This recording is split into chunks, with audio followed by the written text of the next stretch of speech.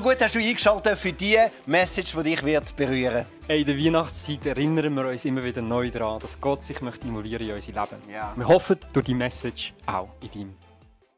Hey, ich finde das mega ein Vorrecht, dürfen mit der Familie preachen. Also Simon, der ältere Sohn, der ist nicht dabei. Der hat Kinderchurch schon bereits gemacht mit Filmen und so.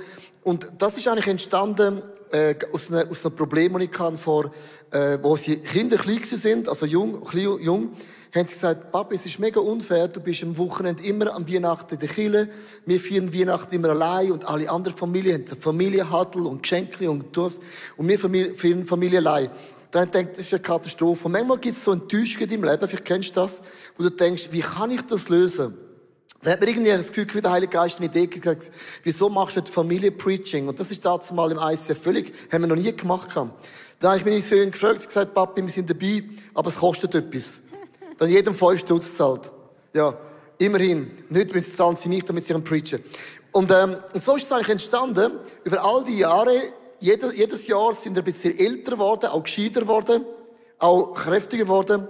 Und ich finde es ein mega cooles Bild von unserer Familie zu mal erklären. Manchmal gibt es im Leben eine Situation, wo du unfair findest, wo du nicht weißt, wie kannst du das alles lösen mit Berufung, mit dem Glauben, mit der Familie, mit Freunden und so. Und es gibt immer mit dem Heiligen Geist eine Idee, eine Lösung, wo du später merkst, wow, das ist mega brillant. Und ich finde das mega cool, dass man einfach mit Gott so kann, nach vorne orientiert unterwegs ist, um euch zu ermutigen. Das Thema für heute ist, was ist, wenn ich enttäuscht bin von Gott? Das sagen die einen, das ist jetzt nicht dein Ernst, dass an Weihnachten so eine Hammer-Message ist, sondern ich habe festgestellt, Weihnachten ist ein Fest von Kontrast.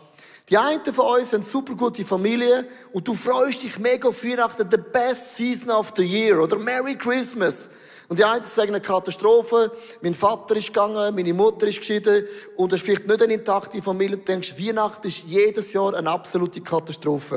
Und ich möchte am Anfang euch ganz ehrlich fragen, bitte sind ganz ehrlich, musst du nicht schämen, ich möchte euch fragen, wer von euch sagt heute, ich habe ein mega gutes Jahr hinter mir, Gott ist gut, einfach super Year. Kannst du mal ganz kurz deine Hand erheben, ganz ehrlich sagen, the best year ever. Doch, das sind mehr als am Morgen. Hat vielleicht mit dem Alter zu tun. Und wer von euch sagt, das Jahr habe ich mega viel Enttäuschung erlebt. Ich habe wirklich, das ist nicht the best year ever. Mal ganz ehrlich, Hand hoch. Zu merken, doch, das sind auch einige. Und der Rest ist sich noch nicht sicher wie die Schweizer. Bin noch am Überlegen, fair enough. Aber ich finde einfach, Weihnachten genau die 2 Komponenten. Und ich glaube wirklich, dass die Weihnachtsgeschichte, habe ich festgestellt, dass wir oft zu romantisch anschauen. Man denkt, Maria und Josef, die die Verlobung ignorieren. Sie können einen Sohn auf die Welt üben. Es gibt einen Esel, es gibt das Kamel, es gibt einen Stern, es gibt die weisen Deuter. So Eier, Freudenkuchen, alles ist gut. Und wenn man die Geschichte, was in die Tiefe geht, denkt plötzlich, die Geschichte von Weihnachten, 2 Komponenten. Gott schickt seinen Sohn Jesus auf die Welt. The biggest miracle ever. Um unsere Sünden zu vergeben, dass wir eine Freundschaft mit Gott haben. The best miracle ever. Lass uns das für Gott mal einen Applaus geben. The best miracle ever. Das grösste Geschenk ever. Aber für Maria und Josef ein absolutes Desaster. Und ich finde, die Weihnachtsgeschichte wird oft zu romantisch erzählt. Und ich glaube einfach, es gibt eine Komponente. Und das Problem ist eben folgendes, ich lese die Bibel, du auch, immer mit der Endgeschichte. Wir kennen die Endgeschichte. Wir sagen, hey, Maria und Josef, du bringst den Sohn Gottes auf die Welt, chill the rabbit. Maria und Josef sehen wie du in unserem Challenge nur, was ist vor ihren Füßen. Plus Gott gibt ihnen Verheißungen. Wir haben auch Verheißungen, oder? Aber du siehst nicht weiter. Und oft sind wir so nervös unter Druck, weil wir kennen nicht, was macht Gott wirklich. Und dort hat Maria und Josef müssen lernen, wenn Gott dir einen Auftrag gibt und dein Leben unterbricht, dann gibt es einen Grund, dass Gott das macht. Ich möchte euch eintauchen in den Text und werden Matthäus Kapitel 1 die Weihnachtsgeschichte systematisch durchgehen. Und so wurde Jesus Christus geboren, seine Mutter Maria war mit Josef verlobt. Bevor sie geheiratet und miteinander geschlafen hatte, stell dir mal vor, erwartete Maria ein Kind. Sie war vom Heiligen Geist schwanger geworden. Und wenn man das so liest, denkt man, wow, crazy mäßig, Gott ist gut. Aber ich möchte mal ganz kurz mitnehmen in einen Videoclip. Was ist die Backside-Story von Maria und Josef? Weil wir denken oft, dann hat sie das Baby bekommen und dann ist alles im Butter, alles im Lot auf dem Boot, alles im Kutter auf dem Butter. So, das ist Geschichte. Maria und Josef kämpfen auf ihrem Lebensweg immer wieder mit widrigsten Umständen. Das mit Freude erwartete Hochzeitsfest fällt wegen der ungeplanten Schwangerschaft ins Wasser. Die Anfeindung der Bevölkerung wegen dem wachsenden Babybauch ist ihnen dabei sicher. Als nächstes schneit es eine unverhältnismäßige Steuerrechnung Roms ins Haus. Und als wäre das nicht schon schlimm genug, müssen sie sich auch noch deswegen auf dem Amt in Bethlehem, Josefs Heimatort, melden. Und das zu einem Zeitpunkt, wo Maria kurz vor der Entbindung steht. Die Entfernung von ihrem Wohnort Nazareth nach Bethlehem beträgt satte 170 Kilometer. Sie gehen barfuß in großer Hitze. Maria höchst schwanger. Ab und zu trägt sie einen Esel, den die beiden besitzen. Ob das Geschüttel auf seinem Rücken viel angenehmer ist, als selbst zu laufen? Sie hat wohl die Qual der Wahl zwischen geschwollenen Füßen oder Erbrechen.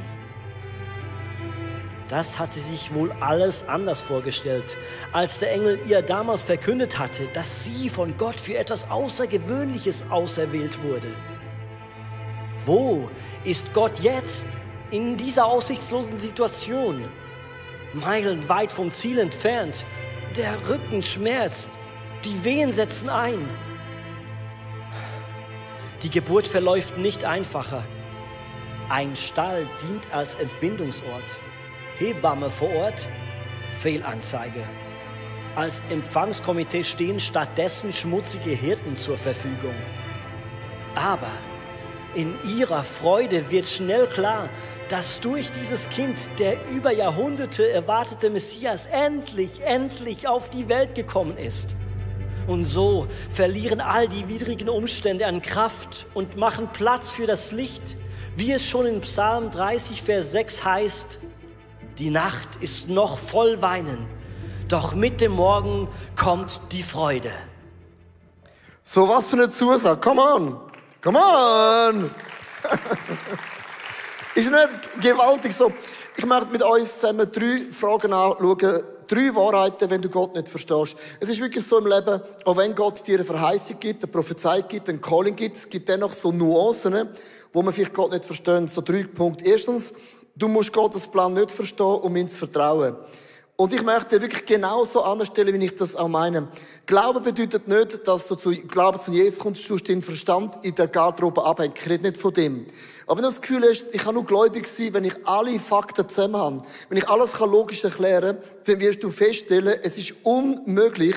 Denn die Bibel sagt, Gottes Wege sind nicht unsere Wege und Gottes Gedanken sprengen unsere Gedanken. Wir sind immer wieder limitiert in unseren Vorstellungen, wie etwas richtig in unserem Leben müsste sein. Und was mir in meinem Leben hilft, ist so ein Beispiel, wenn es in meinem Leben so Unterbrüche gibt, wo ich vielleicht das nicht so sexy finde. Wenn Gott so mein ganz ehrliche, reine Herz testen, dann habe ich so eine Geschichte, die mir hilft, und zwar die Bibel sagt im Psalm 23, der Herr ist mein Hirte. Und das hast du vielleicht schon 100-mal gehört, aber es ist interessant, es gibt aber eine Tatsache, die die meisten vergessen, und zwar, ein Hirt, liebe Frauen und Männer, weiss, was für eine Wiese braucht ein Schaf am Frühling. Es gibt Frühlingsessen, Frühlingsgras. Dann gibt es dunkle Tal, wo es durch muss laufen, ist der einzige Weg. Und es gibt im Herbst eine ganz andere Wiese mit anderen Gräsern. Und es gibt am Ende im Winter einen Stall. Und es gibt kein Hirt, der sagt, hey Schaf, komm mit mir mit, ich möchte ein Hirt sein. Ein Hirt sagt, don't worry, ich bin den Weg x-mal führen und zurück und führen und zurück und führen und zurücklaufen. Und Hirt sagt, ich kenne Frühlingswiese, das Wasser ist gut, das Gras ist gut, das finstere Tal hat im Fall einen Eingang, es hat im Fall auch einen Ausgang. Man kommt im Fall durch. Und im Herbst, liebe Frau und Männer, gibt es keinen Bär und keinen Leuen. Und die Flüge, die kommen, habe ich ein Öl bereit, um unser Haupt streichen mit Öl. Und der Find wird euch nichts anzahlen. Und Gott also jetzt sagt, hey, was auch immer du in deinem Leben durchlaufst, ich bin deinen Weg schon führen und zurück x-mal in deinem Leben gegangen. Es gibt keine Überraschung für den Hirt in unserem Leben. Amen? Das ist ein Bild, liebe Frauen und Männer. Darum vertraue ich Gott, auch wenn ich nicht alles verstehe. Und in Matthäus 1, Vers 19 heißt, Josef war ein Mann, der sich an Gottes Gebote hielt. Und jetzt musst du es mal einfach mit dem Herz kombinieren. Der hat den Willen von Gott tun, gesagt, Gott, da bin ich brauche mein Leben. Und dann unterbricht Gott sein Leben in einer Art und Weise, die der Josef nicht geplant hat. Er wollte Maria aber auch nicht öffentlich bloßstellen. So überlegt er, die Verlobung stillschweigend aufzulösen. Und überlegt er mal, wenn der Josef davon gehöselt wäre, wie ein Osterhas, hätte das Problem noch schlimmer gemacht. Weil Maria ist schwanger geworden, die Leute sagen, Josef, hast du geschwängert und davon gesickelt. Gerüchteküche, liebe Frauen und Männer, wäre noch viel schlimmer geworden. Wenn Gott dein Leben unterbricht, renn nicht davon, stell dich deinem Challenge. Und Stefan, du hast ja auch so einen Challenge in deinem Leben erlebt. Darum heisst es ja Challenge. Genau. Vielleicht kennst du auch so Situationen in deinem Leben, wo du so richtig enttäuscht bist. Wo es sich anfühlt, wenn so deine ganze Welt, die du kennst, so auf einen Schlag in sich zusammenbricht und wo du Gott einfach nicht mehr verstehst. Ich habe vor 4 Jahren hier im ICF eine Frau kennengelernt, von der ich behauptet hätte, dass sie die eine Frau für mich ist. Und ich habe sie dann für ein Date gefragt und sie hat Nein gesagt. Und in dem Moment hat sich so zum ersten Mal so eine Enttäuschung in mir breit gemacht. Und ich habe gedacht, ja gut, was noch nicht ist, kann noch werden. Und so habe ich mir eine lange Deadline gesetzt, bis wohin ich glauben will und hoffen will, dass sie ihre Meinung ändert und dass sie doch noch mit mir auf ein Date kommt. Genau. Und so habe ich ein paar Monate gewartet und habe sie nochmal gefragt und sie hat nochmal Nein gesagt. Und dann habe ich nochmal gewartet, habe sie nochmal gefragt und sie hat nochmal Nein gesagt. Und es ist so weitergegangen und so weiter und so fort. Bis zu dem Tag der Deadline. Es sind 3 ganze Jahre gewesen, wo ich gehofft habe und geglaubt habe, dass sie ihre Meinung ändern wird. Und auch an dem Tag der Deadline hat sie immer noch Nein gesagt. Und das ist der Tag, wo ich für mich nach 3 Jahren akzeptieren musste, hey Stefan, das ist nicht die Frau für dich. Und an dem Tag ist so auf einen Schlag so die ganze Welt, die ich kannte, so in sich zusammengebrochen und es hat sich eine riesige Enttäuschung breit gemacht. Und ganz ehrlich, an dem Tag habe ich Gott nicht verstanden. Ja, ich mag mich erinnern an dem Tag, sagst, Vater, ich habe das Deadline gesetzt und sie böckelt, will nicht. Und das ist einfach recht krass, dass ein Vater, du schaust das zu und ich glaube, so geht es Gott genau gleich, der schaut zu und denkt, wow, der spürt ja unsere Enttäuschung in unserem Leben. Und ich möchte das Herz ganz kurz erklären, was passiert, wenn wir entmutigt werden. Entmutigung ist wie so ein schwarzer Schleier und der befällt unser Herz in einer ganz krassen Art und Weise. Und du merkst plötzlich, dass dein Herz so eingenommen wird von einer unglaublichen Schwere. Vielleicht kennst du das. Und es nimmt mehr als die Hälfte ein. Und du denkst, hey Gott, wo bist du? Und ich bin ja dir treu gewesen und überhaupt und so. Und du merkst, es gibt noch einen kleinen Teil, wo du noch offen bist. Und du kommst in die Worship, in die Kirche, du lesest die Bibel und Worship, du hast das Gefühl, ja, es kommt schon in mein Herz rein, aber es umgeht nicht mehr das ganze Herz. Und das passiert genau, wenn man enttäuscht ist, im Leben berechtigt oder unberechtigt, I don't know, dass so eine Schwere in das Herz reinkommt, dass oft auch das Wort von Gott wie nicht mehr richtig Fuß fassen kann. Und in dem inne gibt es einen Bibelvers, wo uns mega Mut macht in Bezug zum Herzen. Sprüche 19, Vers 21 heißt, der Mensch macht viele Pläne, aber es geschieht, was der Herr will. Ich möchte nochmal vorlesen, das ist wirklich deep, deep, deep. Der Mensch macht viele Pläne, aber es geschieht, was der Herr will. Und ich bin so dankbar, dass nicht eine Meinung von einem Menschen den Plan von Gott stoppen kann. Ich bin so dankbar, dass nicht einmal eine Enttäuschung im Leben den Plan von Gott stoppen kann. Ich bin so dankbar, dass nicht einmal der Teufel den Plan von Gott stoppen kann. Ich bin so dankbar, dass keine Pandemie den Plan von Gott stoppen kann. Ich bin so dankbar, dass kein Fehler im Leben den Plan von Gott stoppen kann. Was Gott geplant hat in deinem Leben, kommt dennoch und trotzdem kommt Gott immer in unserem Leben zum Ziel. Always. Always. Was gab es einen Applaus? Always in unserem Leben. Und eigentlich, Stefan, du kennst das, oder? Wo man sagt, mach mal so, mach mal so, mach mal so. Und eigentlich, Stefan, ist es interessant, als ein Vater, dir können sagen, es ist wirklich einfach bewundernswert, dass du 3 Jahre so lange gewartet hast. Und es ist bewundernswert, dass du dennoch trotzdem gesagt hast, es gibt ja nicht einfach eine Frau. Sondern Gott hat relativ viele. Ich habe ihn ja immer mitgenommen auf meine Reise, von Amerika überall. Aber ich habe nichts gefunden, der gematcht hat. Dann hat er gesagt, Vater, es muss einfach eine Schweizerin sein. Was immer das heisst, eine Schweizerin heutzutage. Genau, was auch extrem wichtig ist, dass man die Entmutigung oder die Enttäuschung, die sich im Herz gross gemacht hat, dass man die nicht da drin lässt, sondern dass man die aktiv anschaut und dort probiert rauszukommen. Und mir hat in diesem Prozess 2 Sachen extrem geholfen. Das eine ist, dass ich eine Small Group habe mit engen Kollegen, wo wir immer wieder High- und Lowlight-Runden machen. Das heisst, wir erzählen von unseren Highlights und Lowlights aus den letzten paar Wochen. Und ich habe in dieser Small Group-Zeit dann immer wieder davon erzählen, wie es mir gerade geht, was meine Gefühle sind und einfach reflektieren, wie es in mir drin genau aussieht. Und das hat mir mega geholfen, um der Enttäuschung, der Entmutigung mal ein bisschen Platz zu geben, mal analysieren, hey, wie geht es mir eigentlich genau jetzt? Und das Zweite, was mir mega geholfen hat, ist, dass wir immer wieder bewusst gemacht haben, hey, Gottes Wege sind grösser als meine Wege und seine Wege sind höher als meine Wege und sein Plan ist perfekt über meinem Leben. Und wenn das nicht die Frau ist für mich, dann hat er noch eine parat, die noch viel besser zu mir passt.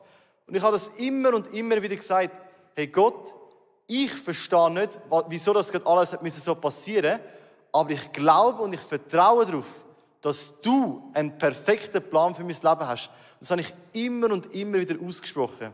Und was ich damit gemacht habe, ich habe nicht auf das fokussiert, was war, auf die Entmutigung, auf die Enttäuschung, sondern ich habe meinen Fokus gewechselt auf das, was kommt, auf die Zukunft. Ich habe weg von dem geschaut, was ich nicht habe, hin zu den Versprechungen, die ich von Gott bekommen habe.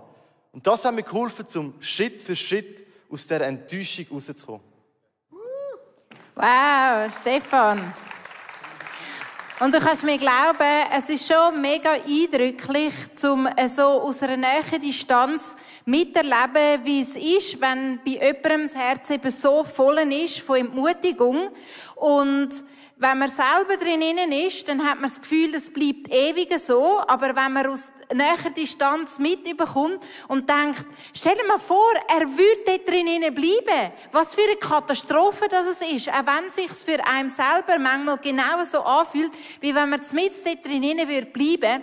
Aber das führt mich zum zweiten Punkt. Und das ist genau das, was der Stefan jetzt in dem Beispiel so erlebt hat. Deine göttliche Enttäuschung, deine Enttäuschung über Gott, tatsächlich auch über Gott, nicht nur über Menschen, nicht nur über Umstände, sondern auch über Gott, könnte eine Einladung sein für eine göttliche Verabredung. Und zwar, wenn wir das Bild anschauen, ist ja wie klar, eine göttliche Verabredung hat schlussendlich damit zu tun, dass man das Herz wieder aufmacht, dass man stehen bleibt und nicht, dass man anfängt, das Herz zumachen und das Dunkle drin behalten und bitter werden und sich verschliessen, sondern eine göttliche Verabredung hat im Endeffekt damit zu tun, dass man das Herz aufmacht und die Sachen, die drin sind, beim Namen nennt. Und genau das symbolisiert das Maul, das da noch auf dem Bänkchen wartet. Das Maul symbolisiert, dass es der einzige Weg, wie diese Entmutigung aus unserem Herz wieder rausgehen kann, dass sie reingekommen ist, das ist das eine. Und das ist ja in dem Sinne nicht falsch, weil wir Menschen sind einfach so gestaltet. Aber der einzige Weg, wie diese Entmutigung wieder aus unserem Herz rauskommt, ist in dem, dass wir es beim Namen nennen. In dem, dass wir aussprechen und nicht einfach nur darüber reden. Nicht einfach nur Luft rauslassen oder Luft ablösen, dass der Druck wieder ein bisschen abnimmt, sondern das beim Namen nennen und sozusagen ausatmen. Weil erst was leer ist, und das zeigt das Bild so schön, erst wenn das Schwarze wieder draussen ist, dann kann es wieder neu gefüllt werden. Und genau da tut uns auch die Weihnachtsgeschichte mega drin leiten, was passiert, weil ich meine, der Josef, der hat ja, wie gesagt, alle Grund gehabt, um enttäuscht zu sein und um die Enttäuschung auch drin zu behalten. Wie schlimm, wenn er dort drin geblieben wäre. Aber was vom Josef steht, kein persönliches Wort in der Bibel, liest man nicht, aber wer weiß, was vor dem Traum, den er hatte, wo ein Engel ihm begegnet ist, was er dort für Gebet gesprochen hat, was er dort in seinem Herz drin hat und rausgelassen hat, beim Namen genannt hat und mit seinen Worten vor Gott abgeladen hat. Anyway, was in Matthäus 1, Vers 20 und 21 steht, ist Folgendes. Noch während er darüber nachdachte, erschien ihm im Traum ein Engel des Herrn und sagte, Josef, du Nachkomme von David, zögere nicht, Maria zu heiraten, denn das Kind, das sie erwartet, ist vom Heiligen Geist. Sie wird einen Sohn zur Welt bringen, den sollst du Jesus nennen, der Herr rettet. Denn er wird die Menschen seines Volkes von ihren Sünden befreien. So krass. Der Josef hat nicht einfach sich hinterschig rausgeschlichen.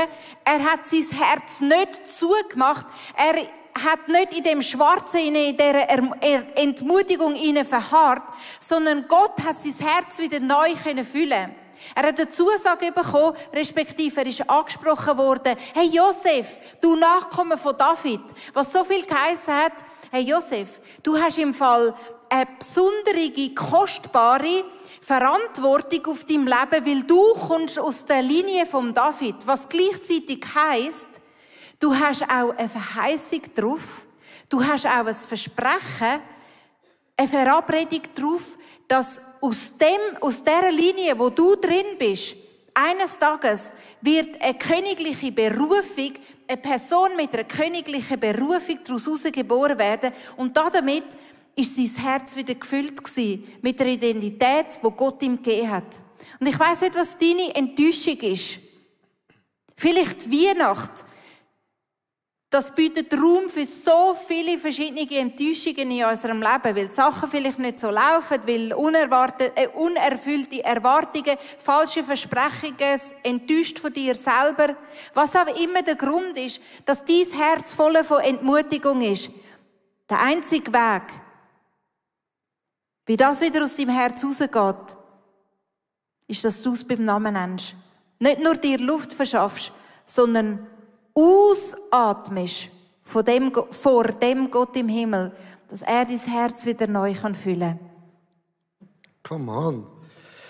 Wir haben ja ein mega grosses Team, wo wir uns jeden Dienstag treffen, auch online. Microchurches sind Leute dabei von Deutschland, die unsere Predigten mitentwickeln.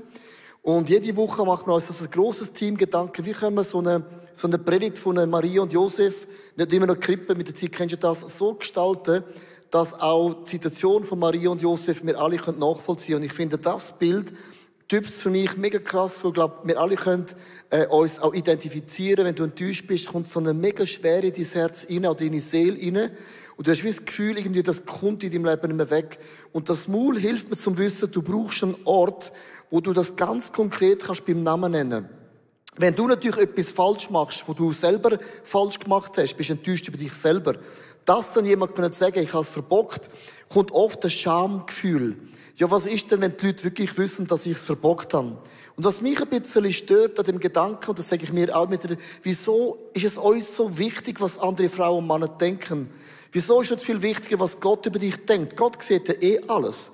Da macht man riesen Geheimnis drüber. Das Herz ist mega schwer. Man wird krank, man wird depressiv, man sieht nicht mehr durch. Und der Teufel hat uns genau an dem Punkt, wo er uns will haben, dass unser Herz so mega schwer ist. Obwohl der David eine Berufung hat. Du kannst die grösste Berufung in deinem Leben haben. Und du hast eine Berufung. Du hast eine Bestimmung. Du bist Salz und bist Licht von der Erde. Das kann er noch 100-mal zurufen.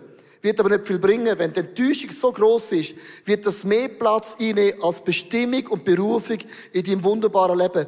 Ich bin in einer Small Group mit ein paar Männern und wir haben so eine Sache, die wir einander immer wieder sagen: Acht auf dein Herz. Lass nicht zu, dass dein Herz hart wird. Darf ich dir etwas sagen? Dass dein Herz hart wird, für das musst du nichts machen. Dass du frustriert bist, musst du nichts machen. Dass du bitter wirst, musst du nichts machen. Bitter wirst du automatisch. Enttäuscht wirst du automatisch. Für das musst du nichts machen. Aber du musst in deinem Leben aktiv sagen, ich lasse mir das nicht bieten, dass Situationen mein Herz hart macht. Ich lasse mir es nicht bieten, dass mein Herz so zumacht. Manchmal sagen doch Leute zu mir, habe ich auch schon gehört, ich möchte einfach keine neue Freundschaft mehr haben, weil ich werde enttäuscht von allen Frauen, alle Frauen. Oder alle Männer. Hast du das schon mal gehört? Wenn du das sagst, sagst du, ich liebe nur noch mit einem harten Herz. Ich liebe nur noch mit einer Grenze. Ich liebe nur noch so weit, dass du mich nicht verletzen kannst. Der Glaube an Gott bedeutet nichts anderes. Unser Herz muss wieder enttäuscht und verletzt werden, sonst wirst du gerne nicht mehr richtig lieben. Und ich möchte dich motivieren bei meiner Small Group, hey, schau auf dein Herz, lass nicht zu, dass Enttäuschungen und Niederlagen, weil das Leben anders kommt, dein Leben verprägen, statt dass der Gott im Himmel dein Leben kann wunderbar prägen. Wenn wir das ausatmen, und ich möchte mit dem Bild jetzt auch enden, dann drüllst du das Herz und es entsteht eine ganz neue Dimension. Du kommst wieder zurück, dass dein Herz nicht nur weich und offen ist, sondern du merkst, mein Herz ist wieder empfänglich für eine Vision von Gott. Ich bin empfänglich für Hoffnung, für Freude, für Glauben und auch Liebe. Und all die Elemente können anfangen pulsieren in deinem Leben. Und der letzte Gedanke von Maria und Josef wird Ihnen droppen. Gott hat einen Plan und in diesem Plan gehörst du dazu. Ich finde es mega krass, Gott hat einen Plan und zu dem Plan gehöre ich dazu. Und ich möchte dich wirklich motivieren im Leben, acht auf dein Herz, atme deine Enttäuschungen aus, bei Frauen und Männern, das brauchst du dringend, und schau, dass dein Herz in eine Position kommt, wo Gott dir wieder eine Vision, Liebe, Glaube, Freude und Hoffnung kann geben. Lukas 1, Vers 38. Und ich liebe den Vers von der Maria, der zu einem Vorbild geworden ist für viele Frauen und auch Männer. Ich will mich dem Herrn ganz zur Verfügung stellen, antwortete Maria. Alles soll so geschehen, wie du mir es gesagt hast. Darauf verließ sie der Engel. Also wenn Gott dein Leben unterbricht, wenn es anders in deinem Leben kommt, als du denkst, eine Freundschaft zerbricht, eine Lehrstelle kommt nicht, deine Eltern plötzlich sind geschieden, hat Gott mit dir noch immer einen Plan. Und Maria sagt, ich verstehe nicht alles, kann nicht alles nachvollziehen, aber da bin ich gebraucht um mein Leben. Das ist das krasseste Gebet, das du beten kannst. Ich möchte enden mit einem Bild in dieser Message. Und zwar, wenn eine Rakete startet, Richtung Mars oder wo immer hin, hat eine Rakete einen Startmotor. Und es braucht am meisten Energie, um eine Rakete zu starten. Und Gott bringt Frauen und Männer ins Leben, dass du durchstarten kannst. Durchstarten in der Firma, durchstarten in der Familie, durchstarten im Glauben. Frauen und Männer, die geholfen haben, gläubig zu werden. Frauen und Männer, die geholfen haben, können so richtig Durchbruch zu erleben. Es braucht am Anfang am meisten Energie. Hast du das gewusst? Aber wenn eine Rakete eine gewisse Höhe erreicht hat, macht es etwas, was Bug ist. Sie stößt den Anfangsmotor ab. Und sagt, das, was mich am Anfang katapultiert hat, ist das, was mich hindert, in ein neues Level zu gehen. Was will ich mit dem Bild sagen? Gott bringt Frauen und Männer in dein Leben als Freunde und Freundinnen. Für eine Season in deinem Leben. Um etwas zu starten in deinem Leben. Und ohne sie wärst du nicht da, heute, wo du bist. Aber die gleichen Frauen und Männer, die dich geholfen zum Starten, können die gleichen Frauen und Männer sein, die dich bremsen. Die dich zurückziehen. Die dich entmutigen. Die dich verletzen. Die dich enttäuschen. Wo dir den Gär ausmacht. Und es braucht manchmal den Mut, das abzustoßen, wo dich boostet hat in deinem Leben. Und wenn du merkst, du hast gewisse Freundschaft in deinem Leben, wo du merkst, seit einem Jahr, es funktioniert nicht mehr, hab den Mut, sie abzustoßen. Du sagst mit dem nicht, ihr sind schlechte Menschen. Du sagst mit dem nicht, ich respektiere und bin dankbar für den Boost am Anfang. Aber du musst manchmal im Leben Sachen loslassen. Abstoßen, um ins nächste Level zu kommen, wo sie mit dir nicht kommen können. Und das ist eine der härtesten Lektionen im Leben, wo du wirst lernen dürfen oder lernen müssen, Sachen loslassen für ein nächstes Level, wo Gott dich in deinem Leben möchte hineinführen. Gott meint so gut mit dir. Und damit sind so einzelne Sachen, die bei einer Message rausstechen, ganz speziell. Und ich glaube, das ist der Heilige Geist, der geredet hat. Und dann sind das so wie Schätze und Edelsteine, die du behalten sollst. Vielleicht schreibst du es auf oder einfach prägst es gut ein und nimmst es mit in deinen Alltag hinein. Wenn diese Message dich ermutigt hat, dann wenn wir dich ermutigen, dass du sie weiterschickst an einen Kollegen. Oder wenn du andere Messages vom Sunday Night Kanal möchtest finden, dann findest du die gerade hier. Und wenn du es noch vergessen hast bis jetzt, subscribe und like unseren Kanal. Wir haben auch einen Telegram-Channel, wo du immer alles erfährst, was passiert in unserer Sunday Night Community. Auch dort kannst du uns abonnieren. Geniesse die Adventszeit und bis nächste Woche. Tschüss.